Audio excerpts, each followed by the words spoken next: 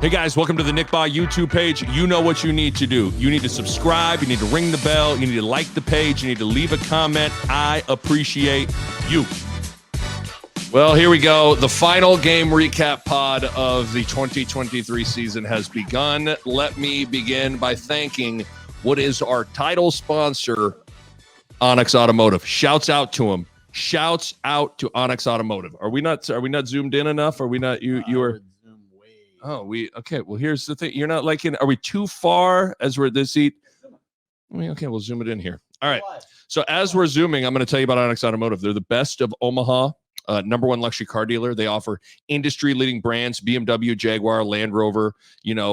All the type of brands that just, you're a baller when you got one of these things. Great location, 150th and Dodge. Check them out online, onyxautomotive.com. That's onyxautomotive.com. Drive Onyx, the new standard. And we're brought to you by Shoot 360 Lincoln, world's most advanced basketball training facility. We have been open for a little over a month. You need to come check it out. Schedule your free official recruiting visit, which is basically a free 1-hour workout. Just come see what it's like. 30 minutes of ball handling, 30 minutes of shooting. We have anywhere from, third, fourth grade rookies all the way up to, high level high school and college players. The patented proprietary technology is fantastic. Come check it out. Become a member at shoot360.com/Lincoln. That's shoot360.com/Lincoln. How are we, Bo? I mean, are we okay? Now see where Bo was talking about our camera on the YouTube spot. We look a little off, but I mean, who cares? No, it's good. No, it's fine. We're too far away. I was too far away. We're close enough now. Okay, so here we are. Bo Ruud's here. Nick Bahe's here. You asked me how am I feeling? I'm sad that this is our last recap pod. I mean, it's not our last pod. No, but it's the last game recap. I was hoping for a couple more weeks to be like, this bowl. Oh man, what got Iowa State coming, or something. Yeah, we were going to be able to discuss the bowl practices, springboarding the program a little bit. Now it's sort of back to the drawing board for the sixth consecutive year, or the seventh. Is it the seventh? That's the hard part. Is like it's now. I mean, I have a bunch of stuff to get into with that game, but I guess let's start there for a second. Let's start it's almost like reverse engineer. Did Nebraska need to win that game, need a bowl game? I think absolutely yes. You pointed it out about a month ago of if you do the math on whatever it is, 7 straight bowl game, missing a bowl game, that's 15 practices times 7. That's a lot of missed practices. And so they needed the practice. I think they needed that monkey off their back and that stigma off them. They're now the only power conference. They're still the only power conference program to have not been to a bowl game in the past 6, now make it 7 years. I still think they also needed something tangible to point to as improvement, because what you pointed out is now we're going back into that world where we're all trying to rationalize improvement with a team that didn't go to a bowl game again. Mm-hmm. Okay. I sometimes think we all need to we are all in the Simpsons bubble, the Simpsons movie, bubble. We are in this bubble. And I think sometimes everyone needs to get out of that bubble. It's funny when I talk to people with Fox nationally, just to get their perspective on from the outside looking in on Nebraska, everyone realizes how stupid we sound trying to explain that Nebraska's, they're close. They're, you guys all realize that sounds pretty stupid for a team that now has gone 7 straight years without a bowl game. I get that, what other choice do we have? We have to try to find a way to be positive. Yeah. But if I can just stop for a second and if we all could just pop the bubble we're in, guys, this is really bad. Yeah. This is historically bad. Dirk put it yesterday on Twitter, 7 straight bowl game, missing 7 straight bowl game appearances. This is akin to if Kansas basketball all of a sudden missed 7 straight NCAA tournaments. Yeah. When you compare that's a good comparison, because they're a Midwest powerhouse. Yes. Like we used to be. Yes. It's kind of insane. Yeah. So if every once in a while we can all we're all in the bubble. Let's step outside of the bubble and go wow. Okay. Yeah. Getting to a bowl game too and finding a way to win one of these last 4 games would have gone a long way mentally too for the program, the fans, and the players, because now that close game thing, the 1-score loss thing, it is still hovering over you. What is it on Mario? Wasn't there one level of Mario where some cloud is above you and it throws stuff down on you, and Mario, like that might have been Mario 3. It was really hard to beat it. It was really hard to beat it because you're having to navigate things, and you got this like this. The cloud throw thing. He's just up. Yeah. He's just up, following you on the level, and he's throwing shells down on you. Like that's the close loss thing. So you're just like, you got enough in front of you. Mario's got enough in front of him. Nebraska's got enough in front of them. They don't need the cloud thing hanging over them. Yeah, because I think the cloud thing, if we're using this metaphor, what used to be the biggest problem is like, we just can't win. We just can't back to where we're winning more like 8, 9, 10 games, or we need to look how we're supposed to look. You know, we're kind of like, I think our biggest issue now seems to be we can't win close games. No. Like we whatever the winning thing is, that like winning DNA thing that is infused into some programs, it's not infused in our program right now. Like we are not winning winnable games ever. Almost ever. And it's scary that it's something small, and maybe it's not even a tangible thing what it is that we're missing. It's that we're missing that thing and we don't know exactly what it is. Yes. But we can't get that clutch thing, that winning thing, that fourth quarter, 2 minutes left thing doesn't exist here in Nebraska right now. Yes. And I felt like of all the things, like, listen, we'll provide both sides of the story here. You can open your bubbly. It's fun. We're going to present some of the positive things that you took away from this year. Maybe we won't do that today, but I mean, at some point, think there's actually a lot of there are a lot of positive things, but I think if you were going to zoom way out, and if you were going to say or ask me, like, what heading into this year, if you would have talked to me on August 1st, like, what is Rhule, like, what needs to happen this year? I'd have been like, got to get to a bowl game, and you got to get this fucking close loss thing. Like, you got to, not saying you got to be perfect, you know what I mean? And you got to be now, going 13-0 and all this stuff, but like, you needed to get to a bowl game to get that thing off of you. Yeah. And you needed to try to get those demons of doubt, that cloud. You needed to try to dissipate that. Well, and those two things. Here's how we phrased it. We phrased the Frost era as there was a lot of good, there was a lot of improvement from the Riley era, but there was game management, CEO issues. I think that was like how we justified it. And I do think Rhule like does those things very well, except for when it came to close games. It didn't really do anything in the close games. I couldn't agree more. And I hate, like, this is where I just hope everybody, like, we're all Nebraskans. It's all like, we can all hug each other, but like, that doesn't mean we can't say things. And like, in some ways, what got Frost fired, did Rhule really do a better job in the moment? I think overall, like projecting, messaging,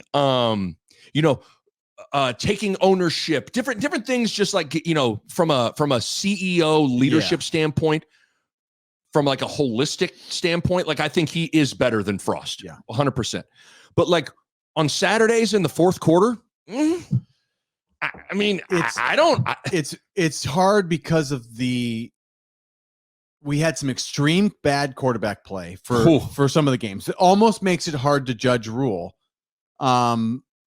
But okay, hold that. But I'll get back to that. Yeah. But look, keep going. I don't want to derail. I do think there are a few of the games that we can say is not just solely injuries, bad court. There is a little bit that we have to be like, all right, we're just looking at the team, the Husker DNA, which includes Matt Rhule. Mm-hmm. Like, I'm trying to figure out this clutch thing, this we can't win in the fourth quarter thing. That is what I don't really understand. I don't understand it because I can't wrap my head around how we, for 7 seasons, are that. And the thing is, a couple of things. Not all of the bad quarterback play was the main culprit behind all this season. Okay. Yes. But in the moment, in certain games, like Lynham holding on Tommy Hill's interception at the end of the game. Yeah. Bryce Benhart false start when Nebraska was potentially in scoring range. I could go on and on, like the fact that, the defense still had opportunities in all of these games to come up big, and they didn't. Yeah. Now, the idea that we could do anything but shower praise on the defense for the totality of the season is ridiculous. But you said something about like the quarterback play and almost saying that you can't blame Rhule for that. Like, yeah, you can. Like you can somewhat. Yeah. Like here's let me again, I'm going to try to be fair and balanced today. I don't like how we do this thing where we don't give him credit for Tony White. He hired Tony White. Like we love to do that. We love to slice the team in half, and then we delve out blame and praise in a weird way. Like I don't know why Rhule gets none of the blame or none of the credit for the defense. Like I mean, he's got to get some credit for that. He hired Tony White. He's the head coach. Like you got to give him some credit for that. But he also has to get some blame for this quarterback situation. It was him and Marcus Satterfield. They made the decision to run Casey Thompson out of town and go all in on Jeff Sims and hand him the job, which ran Casey out of town, which ran Logan Smothers out of town, which left you with Jeff Sims, Heinrich Harburg, and Chubba Purdy. So while, yes, like some of this stuff is just like these players got to be better, but like you're responsible for your quarterback situation. And I think Rhule created this. Well, yeah, I mean, I think that's I like what you said about how like Rhule should get credit for the defense too, and Rhule needs to take blame for the offense, because I get the sense that Matt Rhule has his hands in everything. And that's a big compliment. Yes. I think that's why I am. You're going to find me in this pod probably being more optimistic in praising Nebraska more than maybe I should, because I think Rhule is doing a lot of the things right, which is like he has his hands in everything. I think he's very specifically wanted the 3-3-5 and wanted Tony White, and he knows what he wants. But the same way he specifically wanted Satterfield, and he specifically took Jeff Sims. Went all in on Jeff Sims. Specifically was like, Casey, I don't think this is your place right now, and this is more Sims is getting the keys. Like that. That's what it's not going to be yours, Casey. It's going to be a competition. Wink, wink. Jeff Sims is our guy. Yes, that's what I will defer to the people that are in the know, whether that's a Mitch Sherman, a Sam McEwen, those kinds of people. And they certainly insinuate that the keys were handed to Jeff Sims. Yes, and it was understood to everybody that this is Jeff. Now, like this is Jeff Sims is the quarterback. Okay. Yep. And so like, we all know it's the most important position. We all know how vital that getting that spot right is. And like any way you want to slice it, explain it, rationalize, whatever, Rhule and Satterfield fucked that up. Yeah. And in some ways that started the chain of events that led to where we're at right now. Yeah. So again, we try to be fair with like, we're a vendor. We got praise. We got credit. We're trying to hand them both out equally. Yeah. Okay. Yeah. So I think we got to be good with that. Wow. We just went 13 minutes. We haven't even talked one specific thing about. We had to talk. It's hard not to talk big picture. I know. That's why I was trying. You know what I wanted to do though, because this is the last game recap pod. I kind of wanted to get specific because I kind of wanted to get inside of your head on how you see some of this stuff. But obviously Nebraska loses 13-10. They end the season 5-7. They were 5-3 at one point.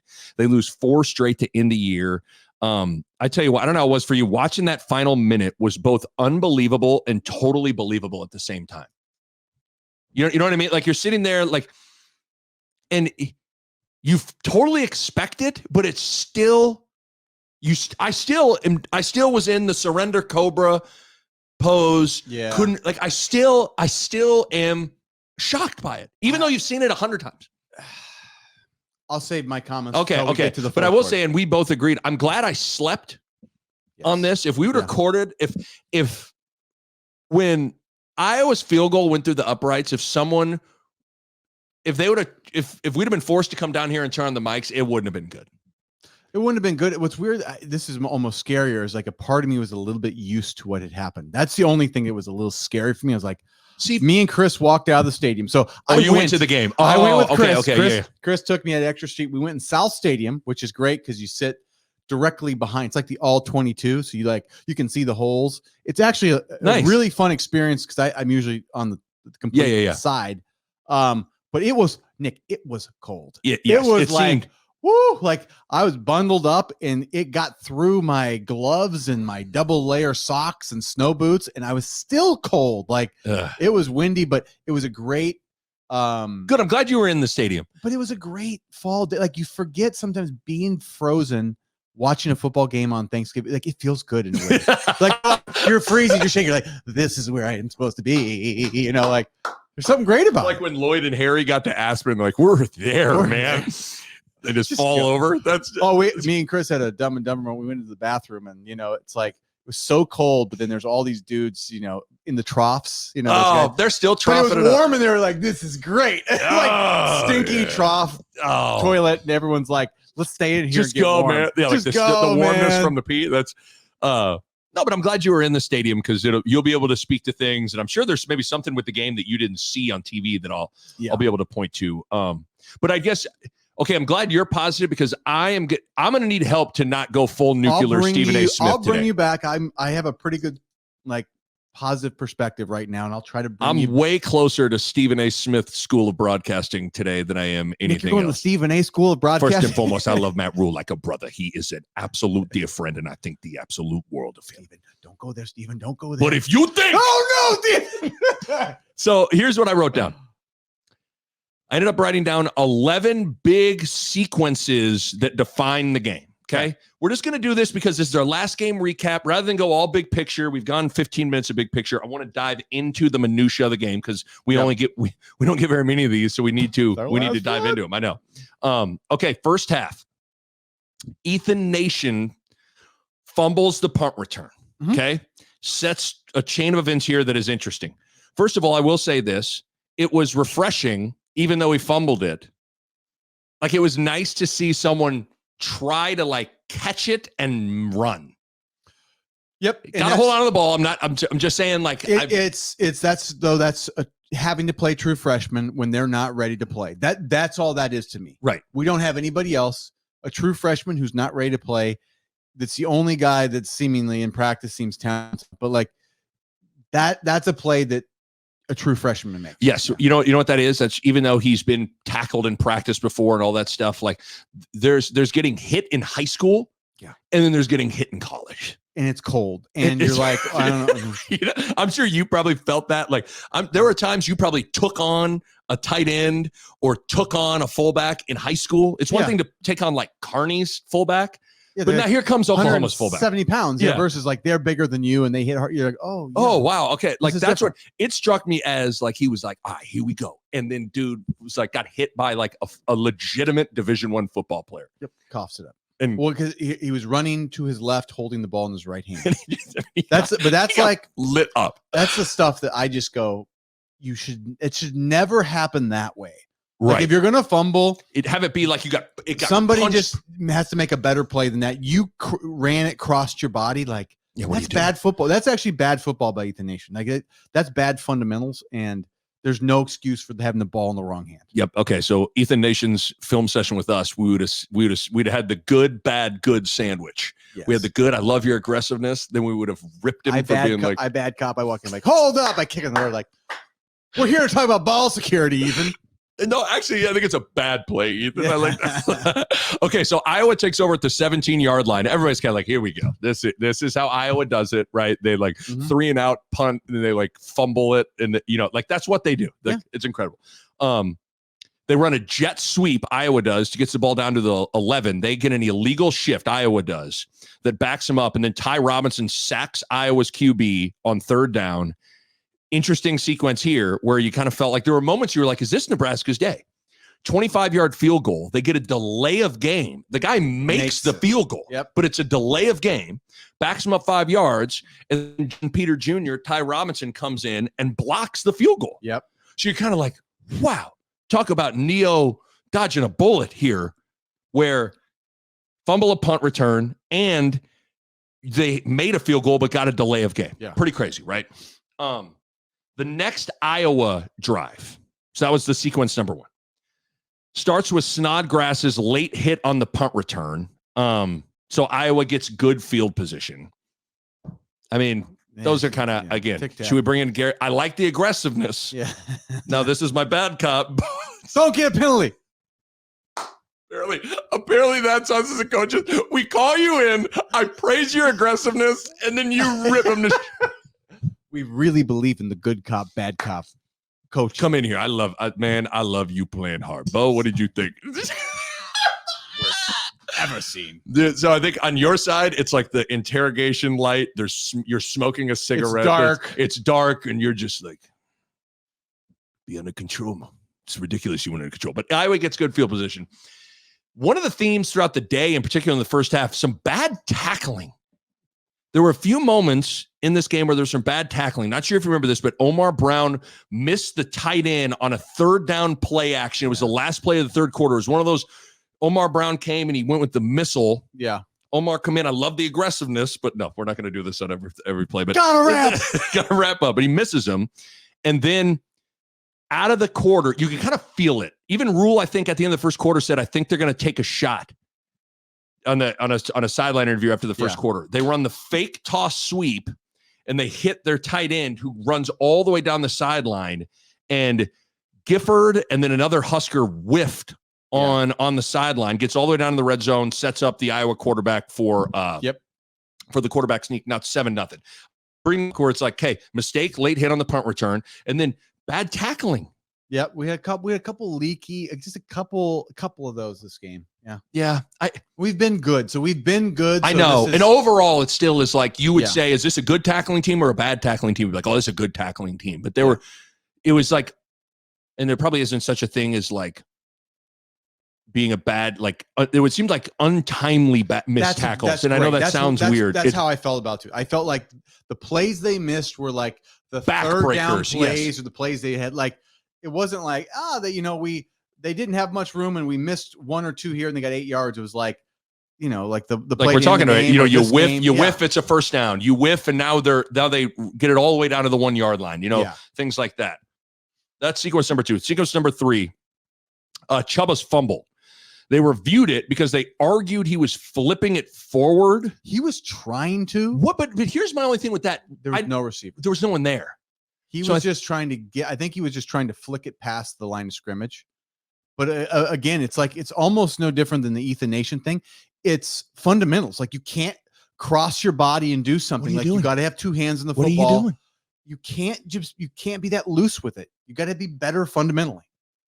I totally agree. It just goes back to that. I mean, what are you doing? You're loosey-goosey with it, and you're trying to. So I don't know. They were trying to argue on TV that he was flipping it forward. It kind of looked like that, but for some reason, his arm was hit it was the ball. Like, that's closer to a fumble than a pass. I feel like they went up to him like, you were flipping it forward, and Chubb was like, yeah, that's right, that's right. I was like, I was trying to. But it's like, oh yeah, I bet you were, Chubba. But they reviewed it. It was a fumble, and so. So Iowa takes over. Okay. 3rd and 8, they run a wide receiver screen. Really poorly executed. Iowa does.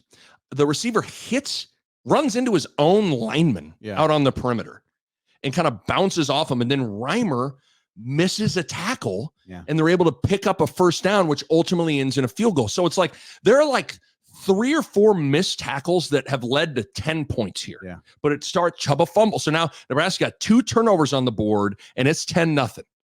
And this is where the next big sequence did it not. I'm curious how you felt in the stadium. Nebraska comes out on offense. It's 10-0. They've turned it over twice. Nebraska gets to 3rd and 11. They might go 3 and out again. Yeah. It kind of felt like Nebraska was on the verge of like kind of losing control of the game. I don't want to go be like this. It was about to be over. That's too strong. Game over is maybe strong, but Nick, it's not that far from game over with Iowa. Like with Iowa, if they get one more score, it is game over.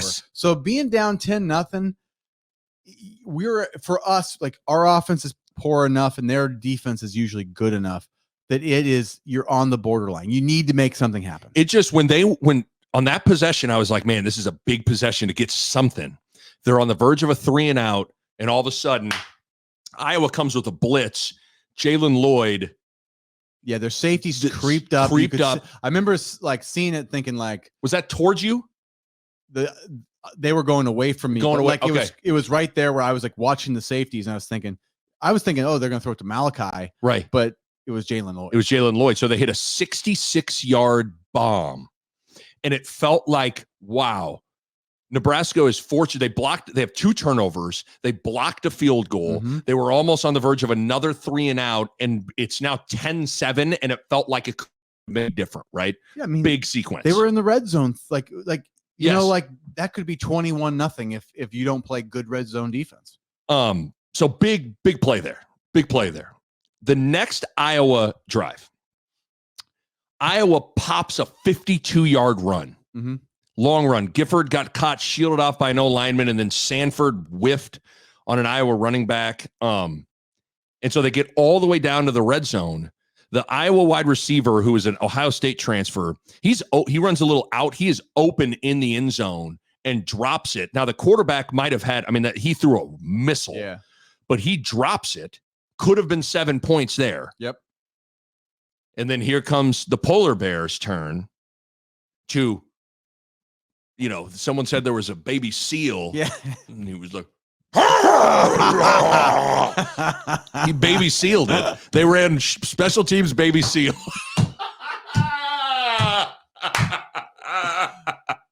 Once a game. Somebody goes out and puts a little bit like baby seal blood on the floor. He can smell from miles away. They said his nose is that good. I don't know. I'm picturing Ace Ventura where he's got where he's trying to remember when he's Snowflake. Here's Snowflake. And then the shark, like that. I'm picturing like Snowflake. Someone dangled some baby seal back there, and Polar Bear was like, and so he comes in, blocks the field goal. What do you do? Not, but unbelievable. So then that ends basically the first half. Beyond, I don't know, you and Chris, you guys probably make your trough visit to warm up with the warm pee. But to only be down 10-7 was a win for us. I felt like in that baby. Because there was a world where that was 16-7, 21-0. Like there was a world where that game was over. Yep. Nebraska thing I'm just giving like the snapshot at halftime here. Nebraska had done nothing offensively other than that 66-yard bomb to Jalen Lloyd. They only had run 2 offensive plays in Iowa territory. Here were their drives: 6 plays punt, 3 plays punt, 4 plays fumble, 3 plays touchdown, 3 plays punt. They got crushed on time of possession. And Nebraska's defense had a way harder time with Iowa's offense than I thought they were going to. Iowa was running this split zone, where the tight end goes over, and it puts some strain on our guys on like which gaps they're supposed to be in a little bit. And those are the runs that they busted on us. Yeah, they essentially. Popped, right. And they did that to us a lot. They really did it a lot to us. So I think they saw something that they felt like was something they could maybe exploit against that 3-3-5. And so that's the one they went to, is that split zone over and over and over again. It just was like, it felt like Nebraska was doing all the things it can't do. And Iowa, they were fortunate to block 2 field goals, and Iowa really checked a lot of the boxes that they wanted to. And so to only be down 10-7, I was like, wow, this is a miracle in my opinion. I will say by the end of the game, I felt differently about this, but at halftime, I caught myself, and I wrote this down at half. Is Iowa's off? Like at halftime, I was like, is Iowa's offense better than Nebraska's offense? Now, I don't think I thought that at the end of the game. Like at the end of the game, I'm not sure. I guess I was surprised. Like Iowa's offense is historically bad. They didn't look terrible. They didn't look terrible to me either. They were, they got a few runs. They popped. They were just doing what they do. They do their play action off of their split zone, and they were getting a couple tight ends. They were getting they were doing what they do. Yeah. So I don't know, but so here we go. Second half, very fortunate. Early fourth quarter, very interesting sequence here. Again, the score is 10-7 still. Chuba fumbles on a scramble. Again, good cop, bad cop. I can't even do it, Chubb. I can't even say I like the aggressiveness. I mean, he is running and just loses the football. Like, that's where sometimes you go, like, people want to be like, man, it's just something that they're being coached.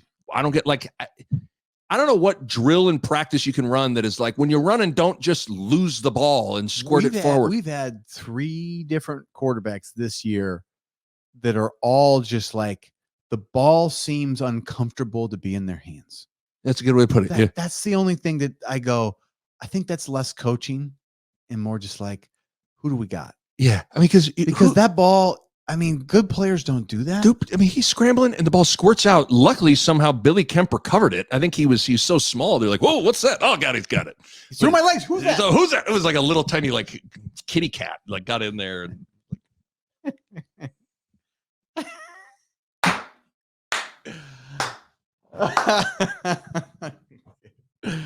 so stupid. Okay. But it's Billy Kemp. Billy Kemp somehow recovers it.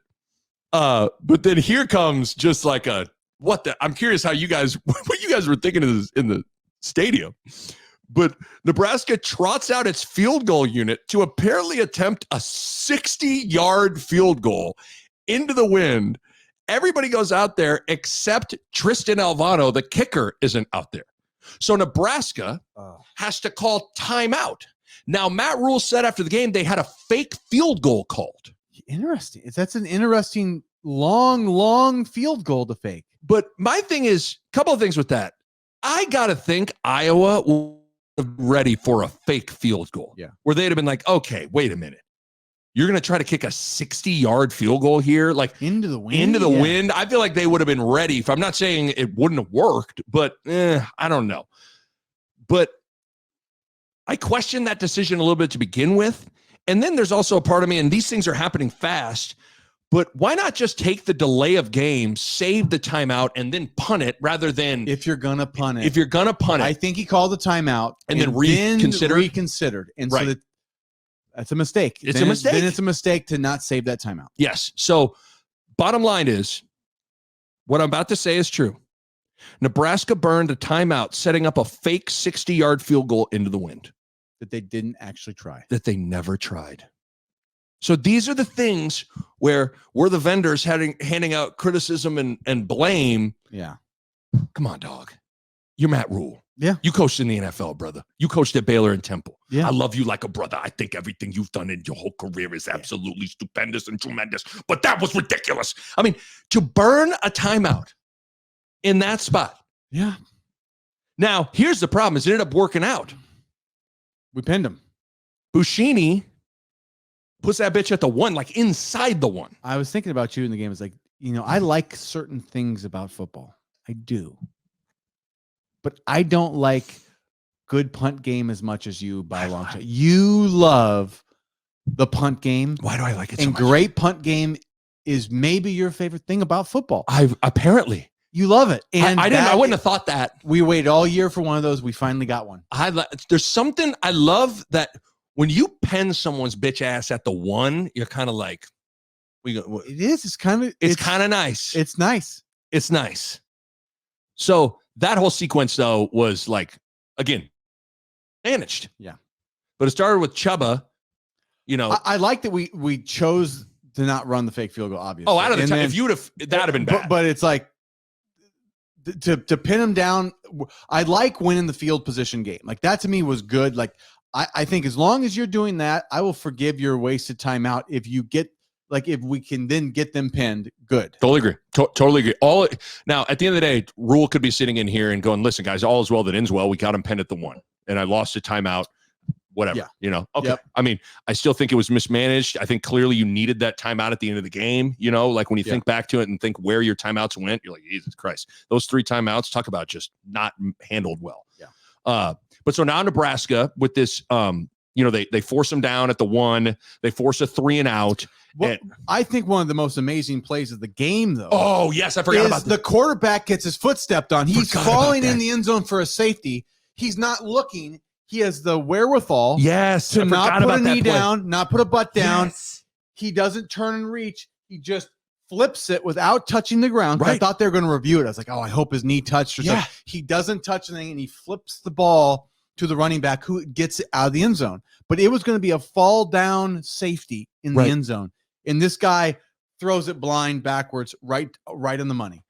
And it Forgot about that. That changes the game, because then they get 2 on the board for us and the ball. Yeah. Or let's say he flips it, it hits the running back. There's a world where Nebraska would have recovered it in the end zone. Exactly. It's an unbelievable. You're right. That play was unreal. I was sitting there like dying to. I was like, show me the replay. I had to go look when I got home. I checked the TV copy because I wanted to see the whole fourth quarter, and I wanted to start with that play. I go, did he come close to touching? And he flipped it. I was like, it's incredible. How did he do that? Remembering that, because that is a remarkable play. Yeah. But Nebraska still forces a 3 and out. They punt, and Nebraska then has good field position starting at around the 50-yard line. They get a good drive going here. They converted a 3rd and 10 on this drive, and they converted a 3rd and 6. I think they threw a 3rd and 10, a comeback route to Bullock. It was like the first time it was like big time timing between Chubba and Bullock. Like it was like Bullock came out of the break, ball was on the money. They converted a 3rd and 6, scrambling, hitting the baby kitten on the sideline. Like, they got the ball to the baby kitten for a first down. They get the ball all the way to the 25-yard line. And then Bryce Benhart false starts on 2nd down, pushes Nebraska back. And then Tristan Alvano misses a 44-yard field goal with under 6 minutes left. It just felt like the whole sequence. You pen them at the 1, you force a 3 and out, you good field position, you get the ball all the way down to the 25, and you come away with nothing. That right there, that to me is, you get to the fourth quarter and you get the ball going in. Mm-hmm. Like when the winning DNA is infused in your program, you get points out of that 10 times out of 10 times. Yes. That's because you got the momentum. You're at home. Everything's going your way. You find a way to get points. I think those are the moments right now that we, for whatever reason, like, it's not infused into our team that like they are confidently going to get it. We always find a way to get our penalties there. Our line is always culprit. Yep. And nobody wants to make a play. We never seem to have anybody make a play in those moments. Right. And I was talking to Chris about it. I was thinking about it. I'm going, what is it? I don't want to put it all on the coaches, and I don't want to put it all on the players, but like, I just think to like, when I see people that are like really confident and like, in those moments, you get to the fourth quarter, I think they don't believe that they can be guarded, right? Or they can't wait till they get the ball. I don't know if it's more like, like in a basketball game, like they want the shot. Oh yeah. You know the difference between the guys that actually want the shot, right, and the guys that think, well, I guess I'm the best player in this team, I'm supposed to take the shot. Right. The guy that's supposed to take it versus the guy that wants the ball, and like, that's a very different thing. And I think we've got a lot of guys that are good football players that know that they're supposed to take the shot, but they don't want to take the shot yet. They don't believe they can't stop me. Just get me the damn ball. Like that. We don't have that. Yes. And I was thinking about that. I go, God, nobody wants to take the shot. And in some ways, I mean, you could go down the list of like the great players in Husker history that had that. I'm not sure there was a guy. I think everything you just described, the dude that was just at a level that was almost unmatched was T. Frage in those spots. T. Frage and then Crouch, they both always wanted the ball. Like, and it was like, I wish, like, it was like Crouch got to, in those spots, it was like, if I get to the second level and I got any space, I'm scoring here. I also think those guys randomly, like, too, like, if they were throwing it, they were like, here comes Toddy time. Like, I'm going play action. This tight end's getting in the corner. Like, it felt like, even though they weren't drop back guys, but even on when they threw, there was an elevated, they rose to the occasion, and then the team rose, with them. And T. Frage really would there was just like a confidence that those guys had about them to not only like believe and then make them believe, but then they would go do it. And they wanted the rock. And they Nebraska wanted it in the most real way. I mean, obviously these are like Hall of Fame guys, so it's maybe not fair. But it's their mindset, right? It was their mindset. They were I want the shot guys. I want the rock. We need more of that. And I don't know how exactly you find that in a recruit.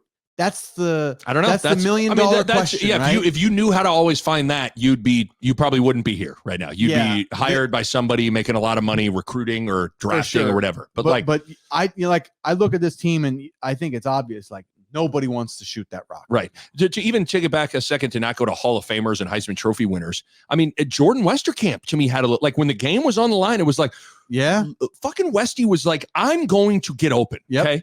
I would too. You can put 2 on me. You can bracket coverage me. You can whatever. Like, I am going to find a soft spot. Just trust me. Throw it to me. Yeah. It's like the real deal confidence with like extreme competence. Like, they're very competent at what they're doing. And especially in the clutch, it comes out. And my new focus with this team is I want to see how we are in the clutch going forward. It's going to tell me more about this team than almost anything else. I think I didn't understand that until this moment this year, that there is a clutch problem and it's a mindset thing.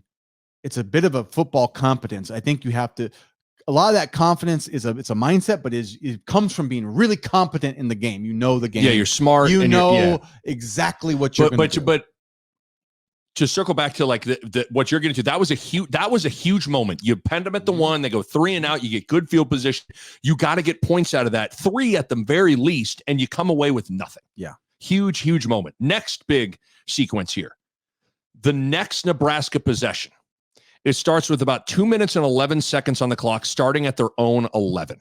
Okay, and this is so. Now I was in that south end zone where they're starting. Okay. I'm backed up. I got to tell you, I'm like, I don't feel good. I didn't feel good being on the 11. That's not where you want to be. Not at all. With an inexperienced offense, with guys that are unproven and, haven't necessarily been playing well, especially in the clutch. Right. To be on your own 11 is not a great place to start. But 2 big things happened here, because not a lot happened on this drive, but 2 big things happened. Chubba has a run and gets 9 yards, gets close to the first down. Yeah. Nebraska then challenged a spot. We got a penalty. Got a penalty. You got a false start on Rhule, I think. Yes, which is another moment. Another moment. You're like, what are you doing? Okay. Iowa does a little shift, and I'm not ready. I'm not ready. Like, you know what I mean? Like, it just goes back. It's all you gotta do is just we're jittery. We're jittery. I call it you're puckered. Yeah. One team's puckered and one team's not. We were puckered. Right. We're the ones starting to jump and make mistakes. So, yes, Chubba runs 9 yards, close to a first down. Second down, Rhule false starts. But then because a play hadn't ran, they could go. Nebraska challenged to the spot. Yes. They challenged the spot. They lost the challenge, thus losing their second timeout. Yep. Need I remind you, Nebraska lost their first timeout, setting up a 60-yard fake field goal into the win, in which they never tried. So Nebraska now has one timeout left. A few plays later, it's second down with about 1:22 left. I'm glad you watched the TV copy. Nebraska ran a pass to Thomas Fidone, like a little 5-yard comeback route. The game clock never ran for about 10 seconds. Yep. Those 8, 9, 10 seconds or whatever it would have ended up being, ended up looming large. Yeah. Because who knows if Iowa has enough time at the end. Now, maybe like there's seconds. So they had 15 seconds. I think they can't run. They can't do the run. They maybe change their play. It's like, that's why every second. And you could argue everything, there's a domino effect of like more, like maybe everything gets handled differently, but whatever, those 8, 10, 9 seconds, whatever it was, ended up looming large. Mm-hmm. It was really surprising that no one caught it. Buzzed down to the officials. I was yelling on the field. Some reason because I'm. Oh, you saw it? Yeah. I was watching the big scoreboard and I was going, because I'm going. That wasn't a first down. I go, why are we stopping the clock? You know, like why? Because I noticed, and I'm going, what's going on? Yeah. So you saw it. I mean, they needed you on the sidelines here, but that ends up being a big, sneaky big thing. Okay. Yeah. 2 more big sequences.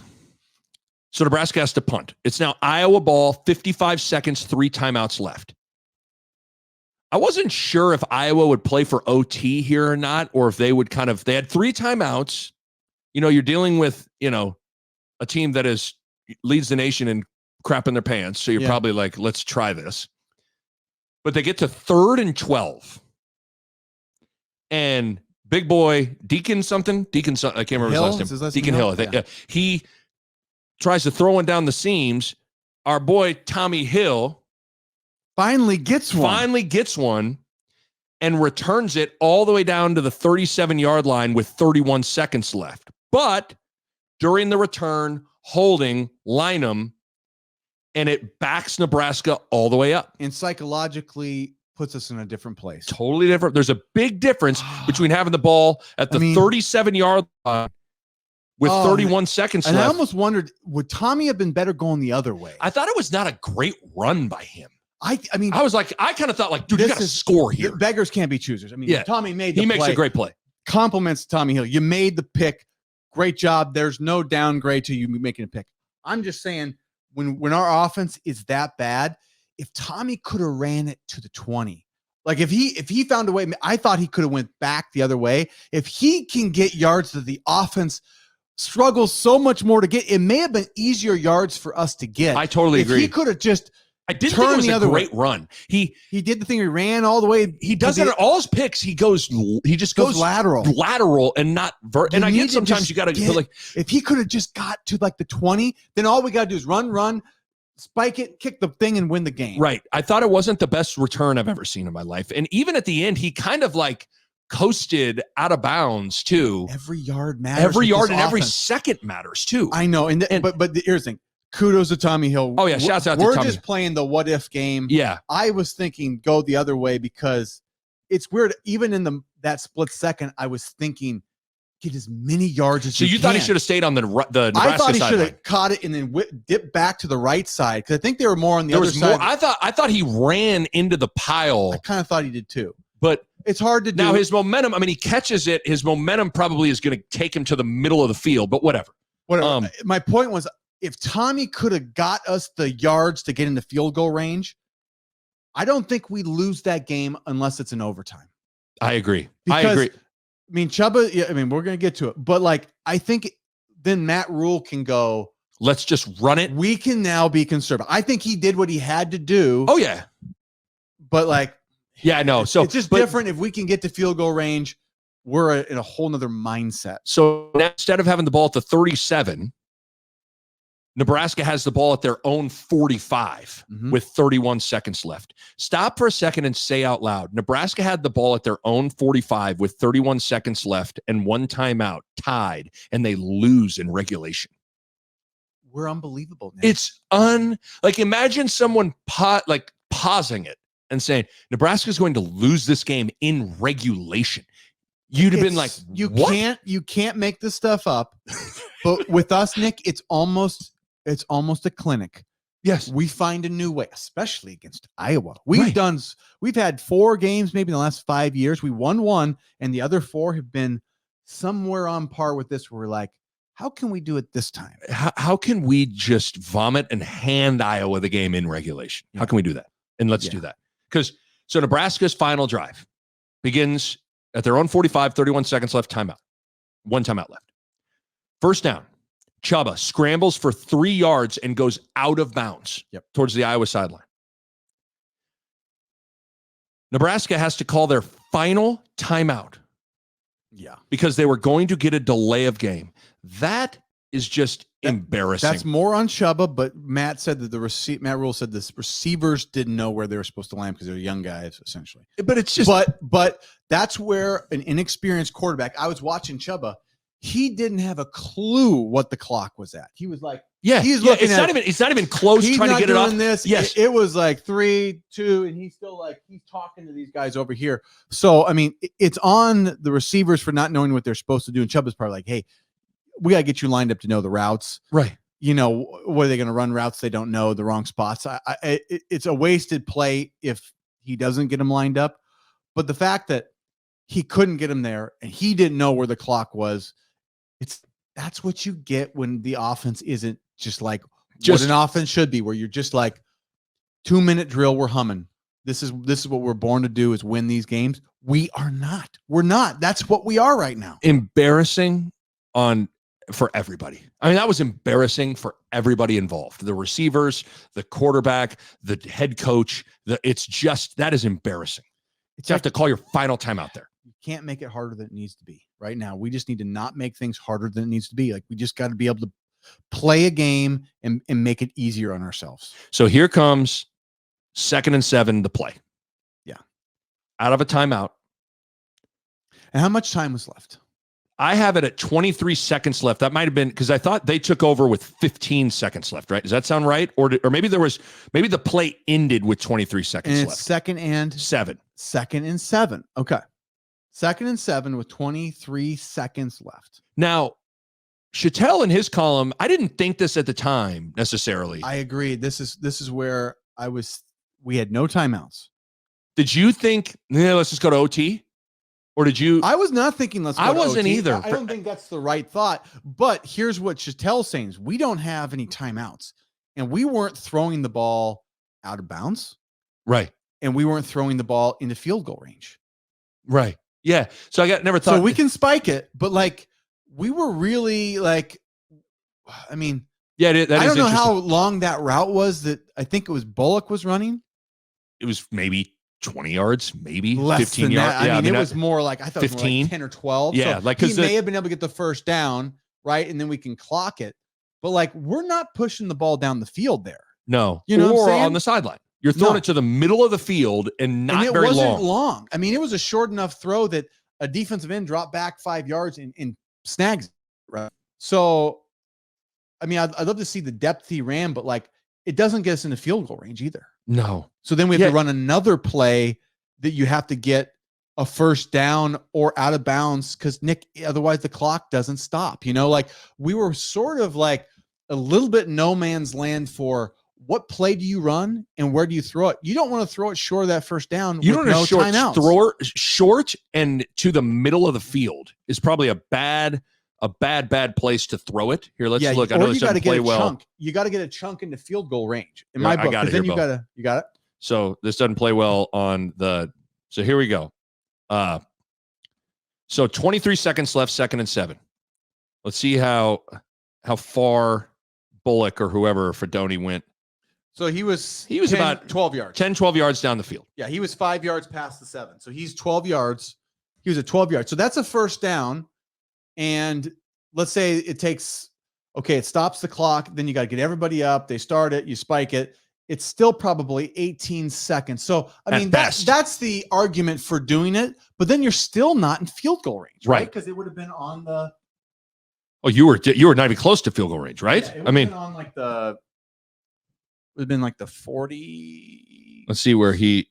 If he catches it, he's on the 40. He's on the if the ball actually gets to Bullock, he's at the 44, 45 yard. That's a 57-yard field goal to win. We're not kicking that, right? No. So we still have to make another play. So you maybe get to a Hail Mary or something like that. I don't know. Yeah, the argument then is like you got a chance. So it's not the end of the world, but it's also not like I don't know. It's here's where you can't throw a pick. You can't throw a pick to their under coverage.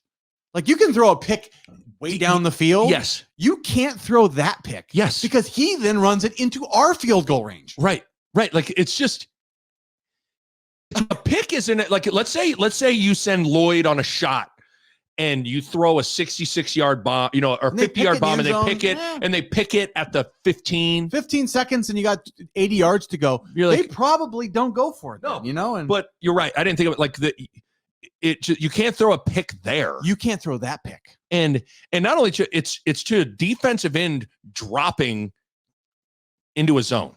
Yeah, and you just threw it right to him. Yeah, it's just unbelievable. So I don't think I wasn't thinking play for overtime. Not when you're there. You can go in and make a play, but I think you need to throw it into either field goal range. I mean, I don't know. I don't know. I don't know. It's funny reading. It sounds like we're on the same page. Reading Chattel's column, it made me stop and go, what was I thinking in the moment? I wasn't thinking if he was running to OT. If his route was 5 or 7 yards, I'd have been like, that's a bad play. Like, but his route was past the first down marker, so it stops the clock. You can spike it, right? That's okay to do when you got 23 seconds. But like I said, we always are playing this game with this offense where it's like, how many throws do you want to put on our quarterback? Right. And so I don't know. I think I'm not going to totally berate that call now that I see it. I'm like, okay, they were thrown to the first down, but like then it's on Chuba. Chuba, you cannot throw that.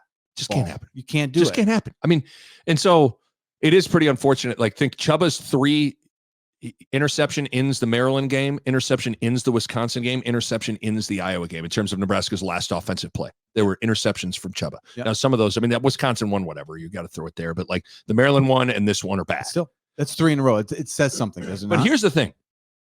This is what is just really, really, this is where it's just like there's just something that Mario Cloud. 1st and 10 at the Nebraska 37 with 15 seconds left. Or whatever, 23 seconds left. I mean, the thing is, they're not officially in good field goal range. It's bad field goal range right now. Right. It's a 50-some yarder. So, like, we needed to stop them, just not give up what we gave up, essentially. Yes. So that's the thing where it's hard to, like, they not only run the ball, they run it up the middle and pop it. We had 3 guys there that could have made that. I mean, we had Sanford. Reimer Sanford was totally unblocked. And Gifford, maybe trying to see. Gifford got like cracked, but was kind of like he got cracked into it. And he had you'll see Gifford gets cracked by this guy, and he bounces. Really, Sanford and Reimer are kind of right there. He pops through, and Javin Wright's in there, and Javin Wright's there as well, and they all are there, and none of them make it. And then Reimer gets hit. Gifford gets hit and then gets a half wrap, but couldn't get him down. Then Omar Brown gets him. And then it's game time. And then it's over. But like, it wasn't over there before. No, it's not. That's the thing. They were 1 for 3 on field goals. Right. Yeah. They trot out a guy that hadn't kicked a field goal all year, and he kicks. So obviously it was a low short. It almost didn't make it from that distance. Yes. You could tell the announcers weren't sure if it really got there or not. But so Leak 22-yard run gets it all the way down to the 15-yard line. The quarterback centers the ball, 38-yard field goal.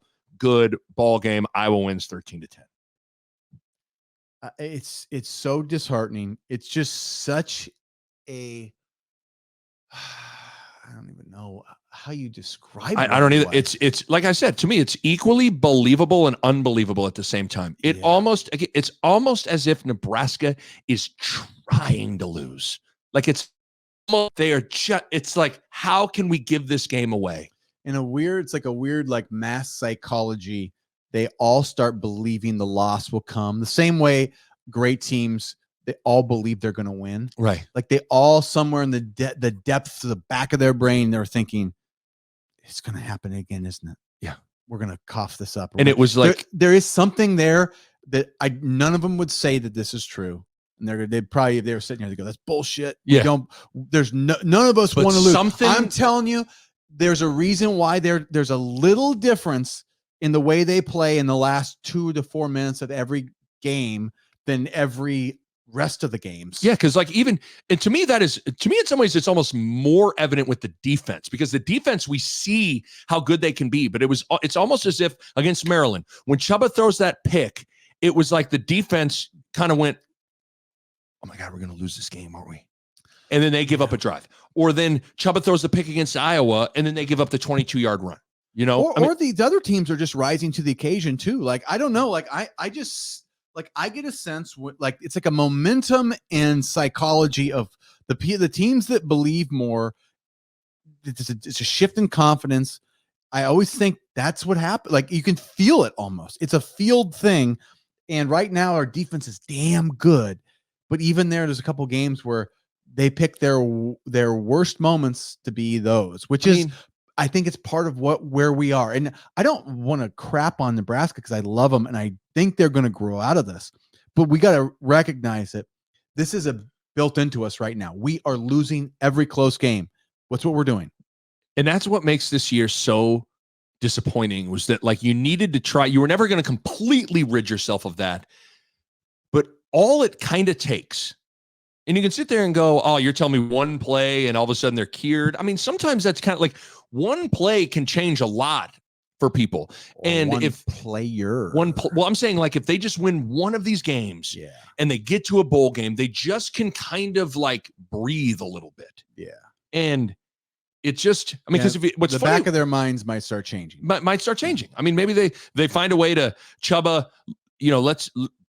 Chubba completes a few passes. They boom a field goal. They win 13-10. They go to a bowl. They beat Iowa. They beat their rival. Maybe they go into next year feeling a little bit different about themselves. No, they still have all like some of the same issues, but sometimes like it's something in between their ears a little bit to a certain extent. I mean, I think a lot of it's in between their ears. That's the point that I think that sometimes maybe we thought was all physical, and now we're seeing it's like it's something else. Yes, it is something else. Like during the other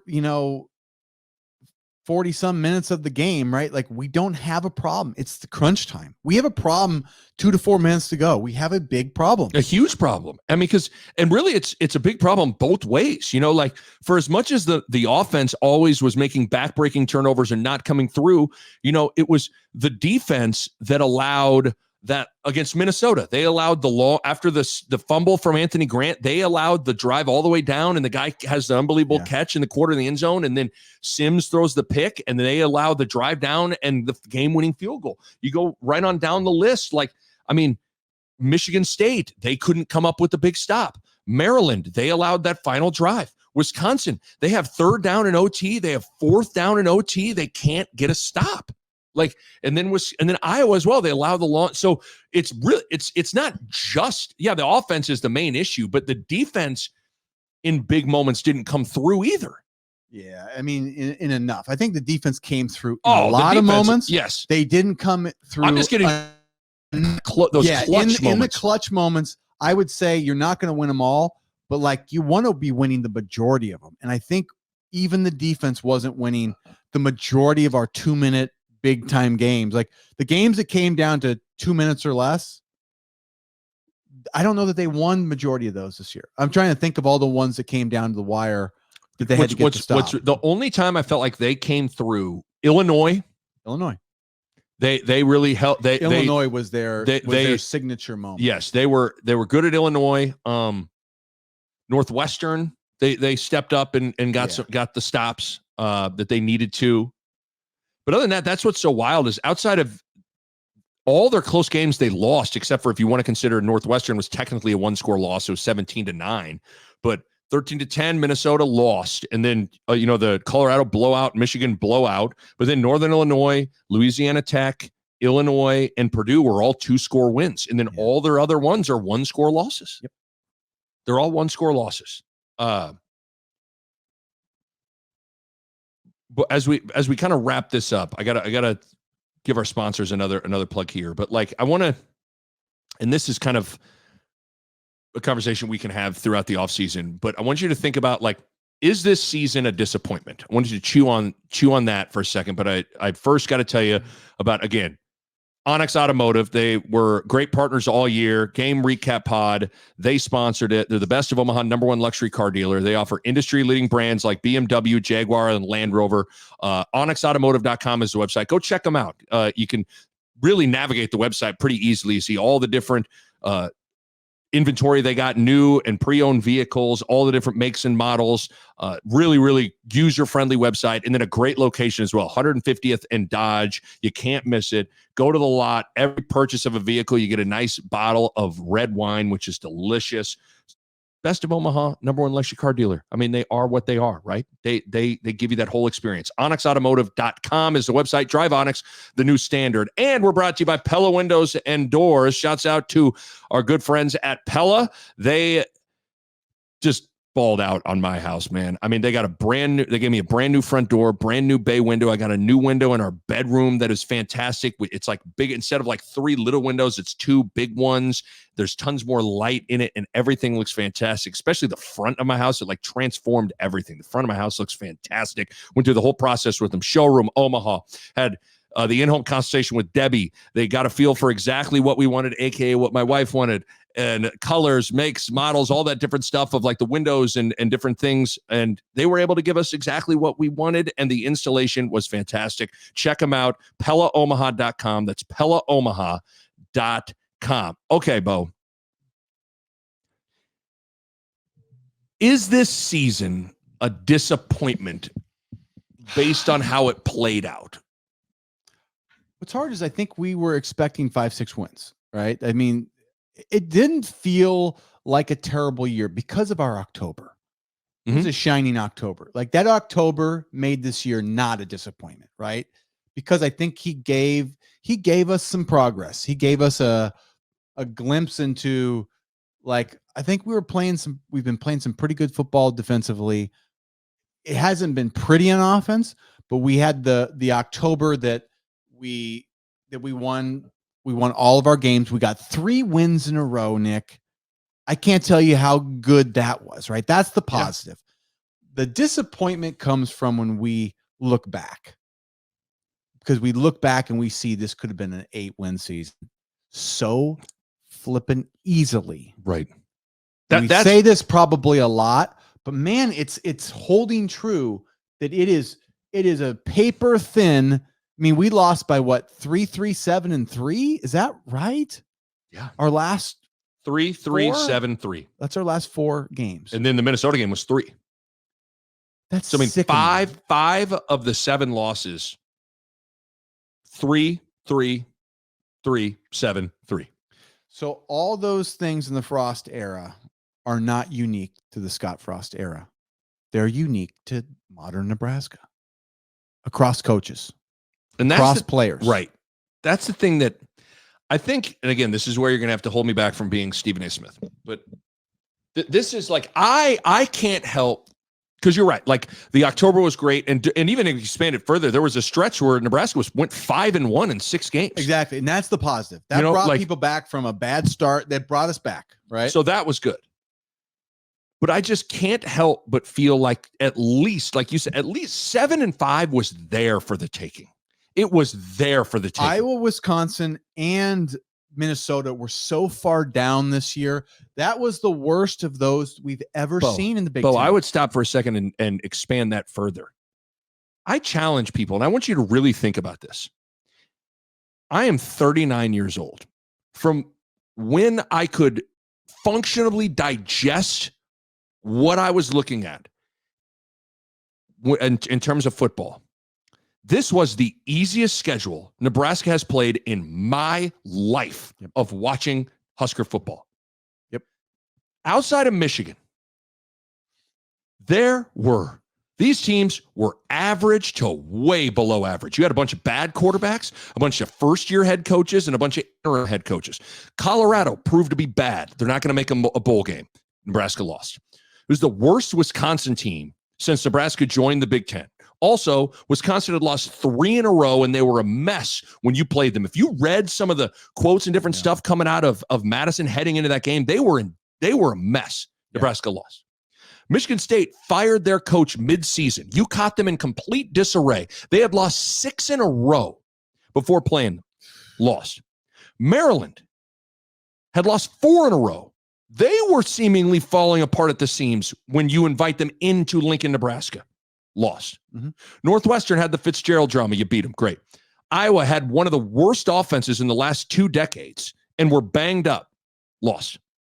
You gave away the Minnesota game, and in a Minnesota team that was they're average for them. Really pretty average compared to what you've seen. Illinois was a mess when you played them. You won. Purdue, first-year head coach. That's the worst where Purdue's been since Darrell Hazel was head coach. Northern Illinois and Louisiana Tech might have been the 2 worst group of 5 teams I've seen come in Nebraska and play Nebraska in years. 7-5 was there for the taking at minimum 6-6. And Nebraska was sitting at 5-3.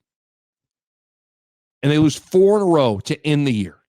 And it would be one thing if Nebraska went 5-7 and they lost these final 4 games and Nebraska looked well coached and the team looked clean and the team looked organized and things were managed great. And it just was like, what are you going to do?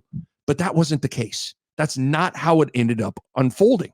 And where the excuses about the injuries in year one and all that stuff gets tough for me to stomach is because of everything I just laid out. Like, the schedule was the easiest it will ever be, and it was the easiest I've ever seen in my lifetime. The management stuff was bad. Part of the reason you fire Frost and hire Rhule was because of the management and the organizational stuff in the moments, in these clutch spots that clearly Scott Frost really struggled with, and it didn't get better. And you also fired Frost and hired Rhule to at least get to a bowl game, and he didn't do that. So the one thing I'm not going to do, I'm all the way out on trying to explain away not making a bowl game. Mm-hmm. We've done that for 7 years, and I'm not going to do it. I'm not going to do it anymore. It was unacceptable when Mike Riley did it. It was unacceptable when Scott Frost did it. It's unacceptable when Matt Rhule did it. It's the longest bowl drought in Power 5, and it's just frustrating. I figured Rhule would have all those kinds of things buttoned up. I thought management at the end of the games, the clock, how they're doing things, I thought that stuff would be just clean and organized. And the last thing we'd be talking about at the end of year one was how sloppy Nebraska was all year.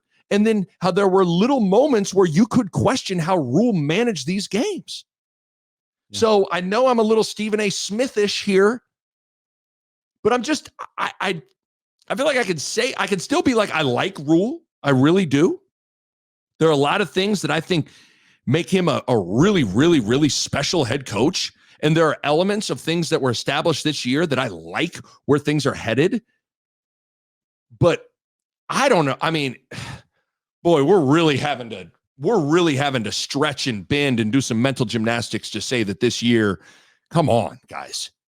I don't know. I mean, I still go off of, I trust my gut, right? My gut still tells me that, I mean, I don't know that I'm super optimistic, but I still think I'm optimistic about Matt Rhule as the coach of this team. I'm still optimistic that things are going to be better, even though the schedule is going to be harder. I am actually not totally in despair about the future. I did see some things I liked. Unquestionably, we did not rid ourselves of the things we thought we need to rid ourselves of. But I also, there was some feelings of like, I don't know, we just, some things I felt like we were doing that seemed to be easy, even like our defense. Like I thought our defense, like they made it look easier than they made it look before. 100%. And that's a good sign. Like I think our offense hasn't gotten there yet where they're making things look easy. The things that basic things look hard. Yep. Offense, it's still basic things look hard. There were times in the Frost era, and definitely, I mean, the Riley era, everything looked impossible. Right. Playing defense looked impossible. Frost era brought the defense started to look like, oh, we're playing defense now. We're being physical now. But sometimes it looked like teams could catch us where we just like, man, everything's hard. Right. It's harder to catch this team. We didn't really get caught except for Michigan. And you kind of go, I don't know, that game you can kind of like, Michigan's so much better than everybody else. Right. It's just, but you're right. Like nobody else made that defense look bad. Nebraska's defense never one time got like physically pushed around. No. And that's where I am optimistic with that defense. So am I. And so now, I mean, I don't know if we need to discuss the future just a little bit. Yeah. But like, can Matt Rhule from this day forward, Thanksgiving weekend of 2023, like, can he go get some guys on offense? Can he go to the portal and can he recruit and can he develop?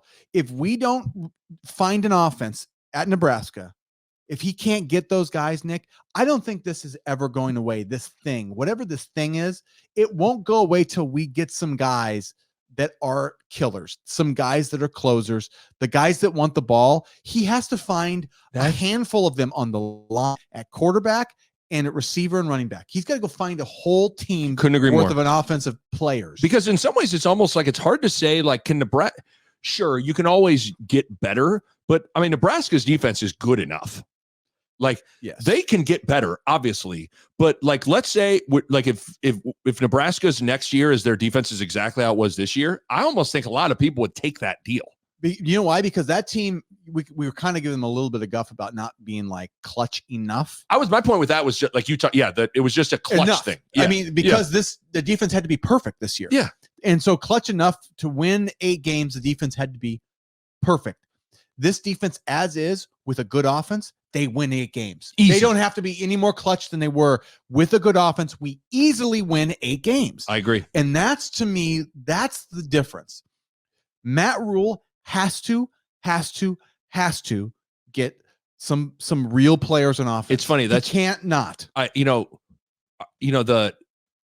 It's hard to continue to play they are so close card because we've been having that conversation for literally 7 straight years. Done with it. But I think Nebraska, I wrote down, I think Nebraska is a long ways away and it's everything you just said. Offensive talent, quarterback, running back, wide receivers. I think they need to go into the portal and they need all new skill guys. If next year they open the season with UTEP, if you trot out there Chubba Purdy at quarterback, Emmett Johnson or Gabe Irvin at running back, and then your top 2 wide receivers are Malachi Coleman and Jalen Lloyd, can those guys be your top guys? I don't know if they can. No, I mean, I think right now, as it stands, I like Lloyd and I like Malachi. I like them, but they haven't shown me that they're receiver 1A. Right. They might be your second or your third or your fourth. Same with Marcus Washington. He's most likely coming back. It seems like he's probably not 1, maybe not 2. You want those 3 guys to be 2, 3, 4, or 5. Yeah. Those are your 2, 3, 4, 5 guys, depending on how good they get right now. That's okay. Now, could Malachi be a 1A someday? Maybe. I haven't seen it yet. I don't know. Maybe. I don't want to rule it out. He can run. He's big. All that stuff. He's got a lot of measurables, but I haven't seen that at all yet. Right. So they got to go get at least 2 productive receivers that can play tomorrow and be their guys. Mm-hmm. They've got to get a quarterback, Chubba. So the good and bad of Chubba not winning these games. If Chubba wins, this quarterback situation is complicated. It's complicated. It's not complicated anymore. Chubba lost he got 2 starts and the final drive, 3 interceptions, did not win a game. You go get a quarterback. You can go get whoever you want to, and you don't have to worry about Chubba's feelings. You don't Chubba showed some, I think you want Chubba to be your backup. I think Chubba's a perfect backup. He is a perfect backup right now. That's I feel good. I'm not saying I don't want Chubba on the team. I just don't think you can go all in on him being your guy next year. Correct. And so it'll be interesting. You're right though. They need to address all of that. And Matt Rhule has time. He has to be living in the portal, I don't know how you recruit guys on other teams, but it seems like it happens. He needs to be poaching essentially. Because everybody's poaching apparently. But here's the thing that I also thought about too, that makes this quarterback portal thing interesting is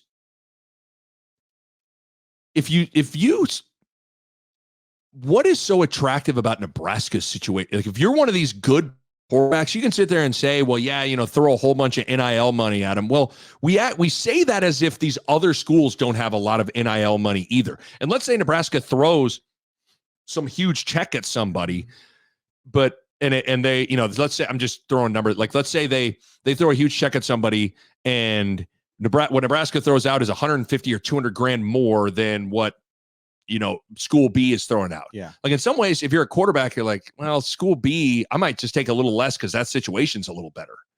And so it's not as easy. I think they need to figure out what are they doing offensively? Do they want to, are they was running the option solely out of necessity?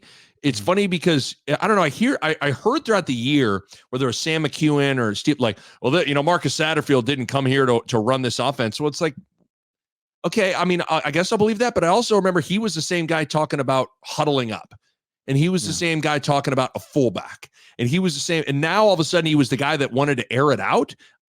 It's a little perplexing. So I guess what I'm saying is they need to figure out what they're doing offensively to make it a more attractive situation for a quarterback. Yeah, and I always think, do you have to get the quarterback to get the receivers, or does it help to get the receivers to be like, hey, we got some receivers for you to throw? Yeah. I think it usually starts with the quarterback. I agree. I think you got to get the quarterback and then the receivers follow. What I think will be interesting is because of the there's some reshuffling that you can do with the staff because the one tight ends coach he resigned at the start of the year. They had to kind of move a guy to that spot. Like you can maybe take the guy that was a tight ends coach and have him not be the tight ends coach. And you can bring in a quarterback's coach. Yeah. What I think they need to do is you need to be getting a package. Yeah.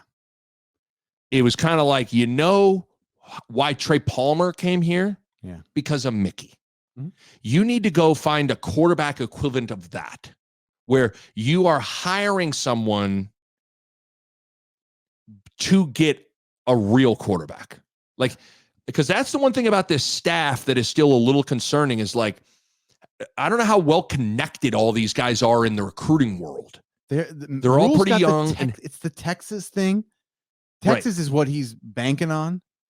And, like I said, I think losing his guy hurts a little bit. That was one of his big recruiting connections. Mm-hmm. But I do think he has some Texas connections. But like, it's that all elusive, get that QB. Like, I just don't know where we're at with our ability to pull. I mean, I just look at like teams like Texas right now. They got like 3 or 4 quarterbacks. They're like really good. I think we have to bank on like trying to lure the second guy at Texas away right now.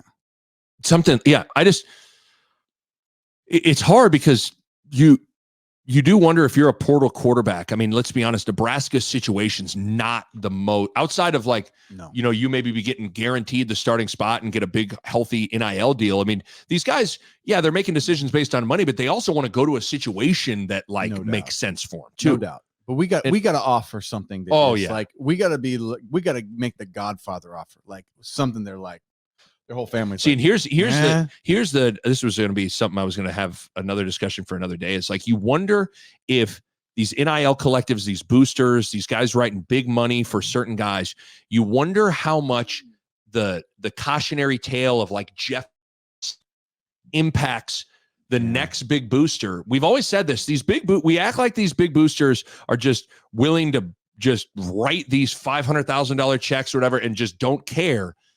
I don't know. A lot of these guys didn't get rich by just burning their money. Yeah. And Jeff Sims is an interesting cautionary tale of NIL because you talk for a lot of people. Jeff Sims got a bag of money. Yeah. And the guy was obviously had a extremely disappointing year. And so I don't know. It'd just be interesting to see what they do. But I'm with you. They need to go into the portal. And they need all new skill guys, in particular a quarterback. No doubt. So I found this interesting. So the people who walked yesterday, like Henrich, John Bullock, Ethan Piper walked. Mm-hmm. Fifth year juniors, right? Isaac Gifford walked.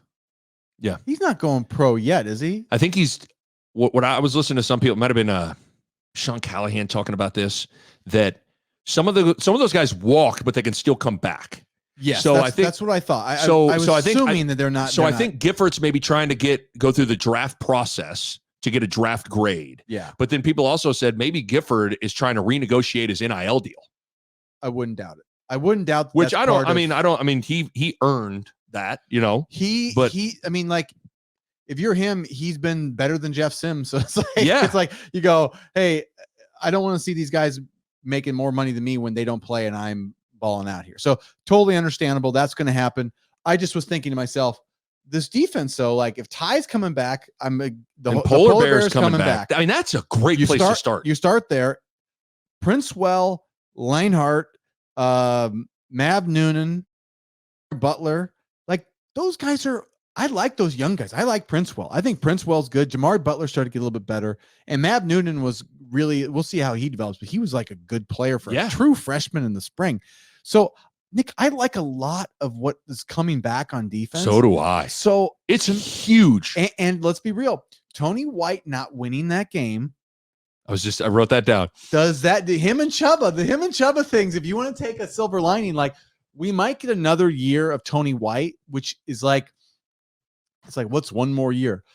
We just need to have a year. I think even if it's 1 year of Tony White and he's gone, if we can have that year with Matt Rhule adding to the offense, someone needs to get it rolling a little bit. And then you can just roll after that. Then you can get better recruits because, like, oh, Nebraska's sort of back. Yeah. So a couple of things with that. I couldn't agree more. It is interesting. Like, if you're trying to look at the silver lining of, like, Nebraska loses, it means so Chubba, the Chubba factor, it keeps that situation a lot more clean. You're going to go into the portal and get a quarterback. Nebraska loses, doesn't get to a bowl game. I think that impacts it impacts maybe the Tony White hiring thing a little bit. Are you really going to hire a guy that didn't even go to a bowl game? Not that it was his fault or anything like that, but it just, the narrative and I think it's always like, of it. I remember when Lance Leopold was right on the threshold, and I think he would have kept winning. Like, if he would have went undefeated, he would have had a better chance to get hired. But I guess Rhule was always kind of Trev's guy. But I just remember, like,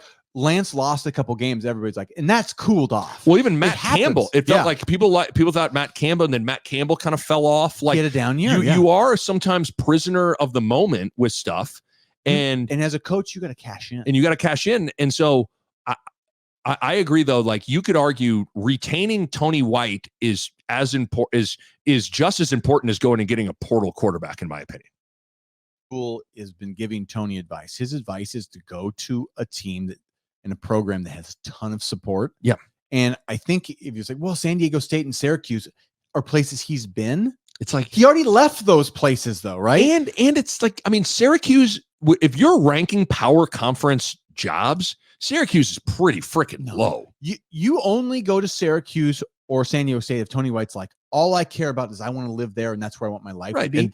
But see, Tony White came to Nebraska. My guess is what he wants is to get a good job. And you know how you get a good job as D coordinator? Well, you look around at every team that goes to like the playoff or something and has a good defense. That D coordinator then gets their job at, like, the good comparable school. Like, if you're a coordinator at Notre Dame, guess what? Then you go get the Michigan State perfect example. job. Ryan Walters, Illinois had a good year. Ryan Walters did great, Purdue. So he goes to Purdue. Goes to the equivalent head coaching job of your school, essentially, right? So if you're at Georgia and you win a national title, like, in Auburn's down, you become the Auburn. See, that's where I think. And Tony White's not stupid. If he's thinking about that, he also thinks, okay, Ty's coming back, Polar Bear's coming back. Like, I got a lot of my guys back. I can have another. Makes me think Tony's coming back. Yeah, I know, because I agree. Because I think in terms of, like, the good stuff with this team, like, everything that happened on the defensive side of the ball was wildly impressive and wildly important. Like, the development of, they played a lot of young guys. We talked all year just how amazing it was that they continued to rotate these guys, and there wasn't a dip in production. And Nebraska didn't get pushed around this year. You wondered what the 3-3-5 would do in terms of stopping the run and being physical. Holy shit. I mean, they stopped the run, and Polar Bear's emergence was very important because we didn't know what he was going to be. No, because I was his mobility. He lost a little weight and got a little bit more nimble, and that was all it took to kind of unlock him. And I think he's been so solid and such a huge factor to making that defense work. Because between him and Ty, it's harder to push those guys around. Yeah, I mean, you saw, what game was it? The Wisconsin game. The guy kept messing up snaps because he was worried about the Polar Bear. Yeah. But yeah, all I know is a good place to start for your team is having two big hogs inside blowing stuff up. Yeah, start there, and then, like I said, the younger guys on the edge are only going to get better. Right. Secondary, they're going to lose Newsome, probably. They're going to lose Quentin Newsome. But if you hopefully Gifford comes back. Gifford's back. Then you have Buford. Hartzog. Is Omar Brown? Is he walking? I thought he walked. He might have been a fifth-year guy. So I'm pretty sure Omar Brown is. But we got Singleton coming back. Mm-hmm. We've got Hartzog. And then it's, name the young guy that needs to step up. It should be fine, right? Yeah, because the guys, real quick, I screenshotted it. The notable names I saw that were not included in the honored video board: Ben Scott, Bryce Benhart, Nash Hutmacher, Brian Buschini, Jamari Butler, Ramir Johnson, Tommy Hill. Like, Tommy Hill's another guy. Michael Myers will be back for one more Friday the 13th. I mean, is Michael Myers seriously going to be back? Okay, good. I feel like the year is 2062, and Ramir Johnson is still Finds like another year a to- third down back at Nebraska. He's Oh my 88 God. years old, and he's a third down back at Nebraska. Myers. But yeah, Tommy Hill's another guy we didn't. I mean, Oh yeah, Tommy. another Tommy's year of Tommy, I think needs another year. He might be a really good. He's a play. I'll tell you. He goes for it. He goes for it. You know how I feel about I Tommy know. Hill, but yeah, I think and with Rhule, I still love his ability to message and communicate, be the face of the program. He still is elite at all of those things. And the reality is, what solves a lot of this stuff is a quarterback. What solves a lot is a quarterback. It's the great eraser. If you got a marker board full of just ugly negatives, you go take that big quarterback eraser and it just cleans it all up. Yes, just clean it. It just cleans it. It cleans a lot of this stuff up. But yeah, so the good Tony White, the development of the young guys on the defense, you're gonna. I think you got on paper a pretty damn good. If a lot of those dudes, if Gifford comes back and all that, you got a team on paper defensively that is look out. Our offensive line has not been great, right? But Ben Scott, Ben Hart had his best year. Mm-hmm. Ben Hart had his best year. He's going to be an old guy next year. Cochran's going to be back.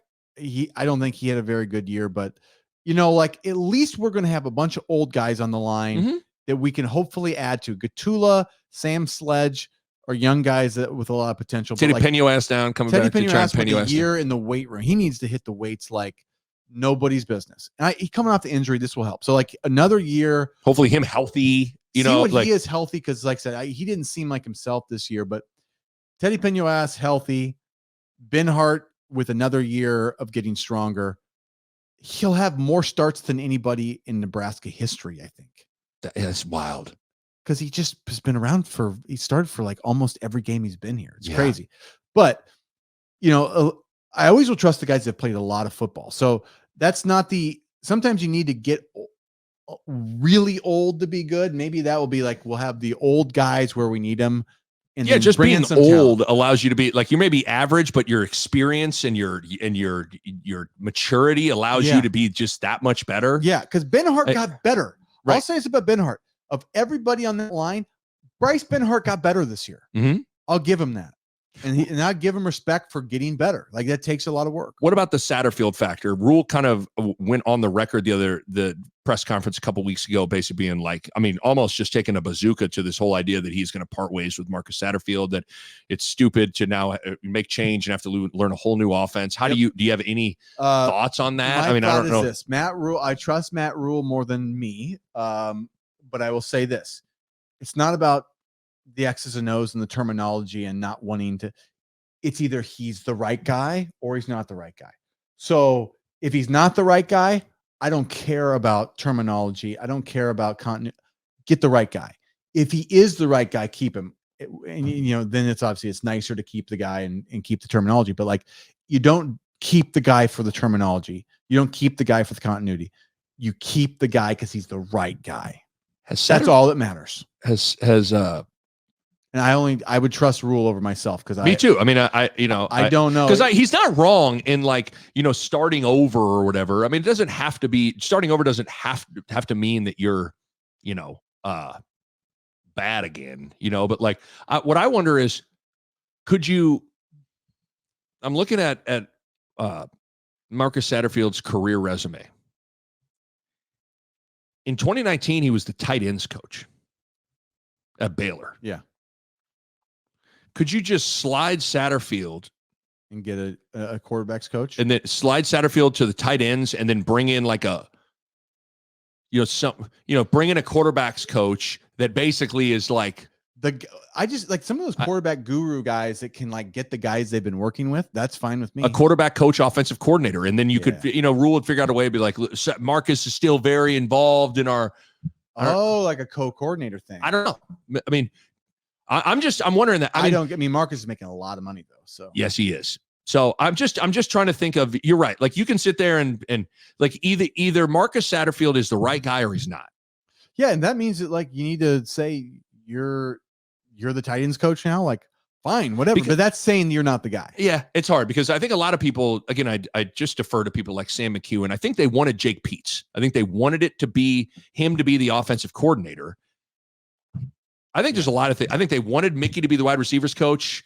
The unfortunate incident happened, so now you hire Doogie Howser. Yeah. Because like sometimes I think if you had Mickey and Jake Peets, now you're talking about something. But what happens with Mickey means they got to hire Garrett McGuire, and then I think they wanted Jake Peets. Jake Peets didn't take the job, so now Marcus Satterfield, like all those sorts of things. So I just think there's some movement things you could make on the staff that make things kind of interesting. Although I don't disagree with the school of thought of what Rhule talks about of like just completely.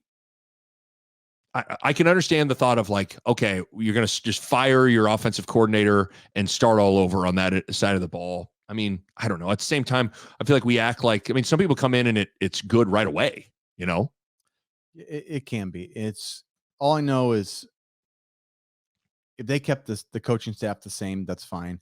I want to see what they're capable of bringing in. Because if they can't get if there's no change to our offense, I don't think they understand how that's going to affect they got a fan base to worry about. And to me, no matter what, it needs to be changed because you can't trot out Chuba, Alex Bullock. You cannot do that. There was an element of, even to go back to 2 years ago, as much as we were kind of pseudo Adrian Martinez fans and defenders, there did feel like it hit that point where it was just going to be hard to run it back with Martinez and Frost and all that stuff. Like, and so Martinez hits the portal. They bring in Mark Whipple. They bring in Casey Thompson because you kind of just had to change the ingredients. You did. I think there's a little bit of what you're saying. I think it's a tough sell. It is a tough sell to say, all right, Husker fans, let's get fired up. It is the 2024-2025 Huskers. It's Chuba. It's Emmett Johnson. It's Jalen Lloyd. It's Marcus Satterfield. And here we go. I think there's a lot of people are going to be like, really? I know what I saw. So what if they come run it back with Sims and Chuba? I mean, like bring Chuba. Or it could be Heine. Heine was 5-3 as a starter or whatever he was. Heine, Sims, and Chuba are competing for the job. Yes, there's a world world. Yes. And I'm just telling you, that world is more real than you might believe. Like, we assume we're just going to go find. I think it's not easy to find a quarterback in the portal. And there is a world where it's a maybe better than 50% that we're running it back with Heine. Well, Chuba, think about it. I mean, Sims. if you're Sims, you're on a really healthy NIL deal. Yeah, I'm sure you have to give some of that. Like, either aren't getting what you're owed, or you got to give it back if you leave the team. Yeah. So for him, he's probably like, well, I'll be here. Heine is, he's Kearney native. Where I don't know if Heine's necessarily wanting to he's go anywhere too. And he had a winning record here. Yeah. And then if you're Chuba, I'm not sure if Chuba can graduate and be a grad transfer. I don't know where all that stuff is, but he's already been at Florida State, Nebraska. Like, you're right. There's a world where all three guys are back. And if you're a portal quarterback, you're also looking at while they were, not very good, you're looking at, okay, there's one guy that's got a huge NIL deal, Jeff Sims. There's another guy that's a native Nebraskan that had a winning record. And then the other guy's Brock Purdy's little brother. They're just right on the cusp of like, just enough to kind of go. You just can't totally clean the house because you need somebody to be the backup in the third string. But they're all guys that right now they couldn't probably go to the equivalent school. They couldn't go to Purdue. They couldn't go to a Minnesota right now, right? They would have to go to like maybe a Wyoming or maybe like I think one of those. Like Logan Smothers is at Liberty maybe or something like that. And like Casey Thompson had to go to Florida Atlantic. Like, it wasn't like Casey Thompson got to go to his he's Jacksonville much better. State. Smothers is at Jacksonville State. Like, you might be swimming in those waters. So those guys are probably rather stay and fight it out here and get your chance to be right. To because all those guys. Maybe Jeff Sims is like, man, I got hurt and I didn't like. I had this job. I can take another swing at it. Heine can be like, man, this is my maiden voyage being a quarterback. I had a winning record. Let me go at it. Chuba's going, man. You saw how the energy I brought. You saw what I did, and all you could talk yourself into. He's going to have his Chuba chatter line. There's going to be a lot of Chuba chatter. He's going to trademark Chuba chatter. Chuba chatter. And then in your local Hy-Vees, you're going to have, I can't believe it's not Chuba. I can't believe it's not Chuba. I mean, it's not good. Heine's going to be pushing Heinekens. It's just, I don't know. You're right. It's not crazy, although it is terrifying for the fans' excitement and hope to where your quarterback room has those three guys all in it again. I'll tell you, Matt Rhule, I'll tell you, that's a situation to manage. If he can do some real work in the portal, our fan base just needs it for the excitement for the new year. Like we haven't had a ton to be excited about. And I think they need to complement this defense with some real additions in the offseason. And Matt Rhule has got to find a way. That's his job. You got to go get a QB. You got to go get a real number one and maybe even a number two wide receiver. Yes. And I think you need another running back. Yes. If you can go do those four things. What's Anthony Grant? Is he a senior? No, Grant's gone. But so you'd bring back Michael Myers, Gabe Ervin, and Emmett Johnson. And then even Quentin Ives, all that stuff. They act like they like Quentin Ives. I think you need a real, if you can do those things, and all of a sudden let's say you go get two big time wide receivers. You got Marcus Washington coming back, and then you can sprinkle in Coleman and Lloyd, Canton, Ohio. I'm cool with Canton, Ohio continuing to be the tight end.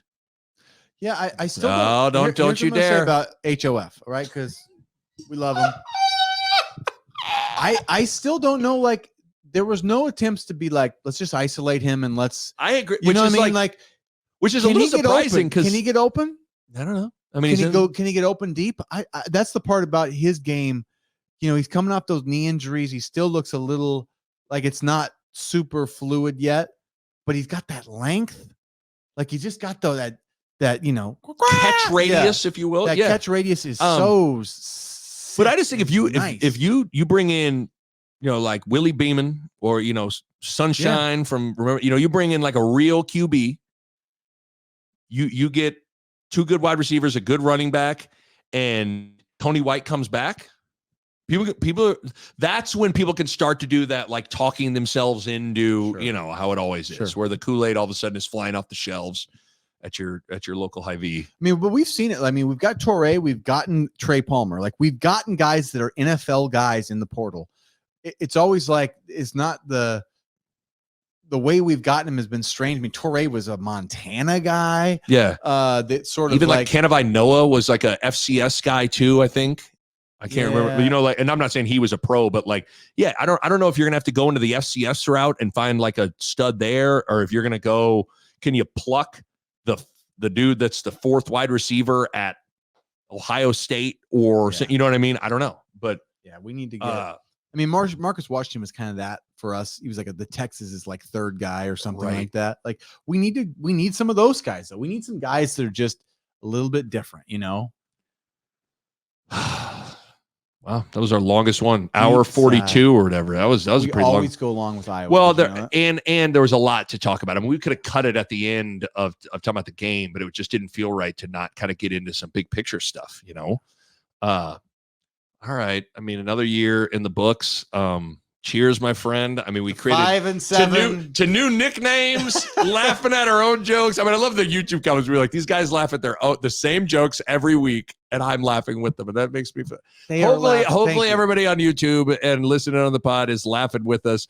We are making the same jokes every week, and it's fun. I mean, come on.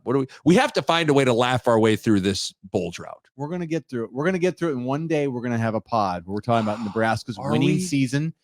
We're in the big, could you imagine? Big Ten championship? That's going to happen someday. I think it's going to happen. I really do. But it just, we don't know how soon. At some point. People got to believe. You got to stick with it. You got to stick with it and you got to laugh through it all. I guess that's I told what you, it is. I went to that game, and no matter how many times we lose, I will always go, Nick. Look at you. You are football. loyal. You're a loyal dude. If you are from Nebraska, I don't know how you just don't just embrace it. Like win, lose, or draw. Like it's our thing.